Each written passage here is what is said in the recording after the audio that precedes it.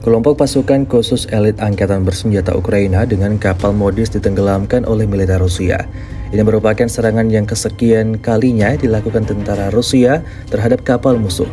Rekamannya beredar di aplikasi perbesaran Telegram pada Sabtu 6 April 2024. Disebutkan dalam keterangan unggahan, peristiwa ini berlangsung di wilayah Kherson, pemukiman Krinki.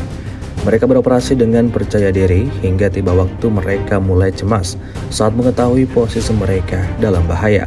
Dan benar saja, rentetan granat seketika menghujani posisi mereka. Akibatnya kapal mereka hancur dan semua prajurit seketika berhamburan.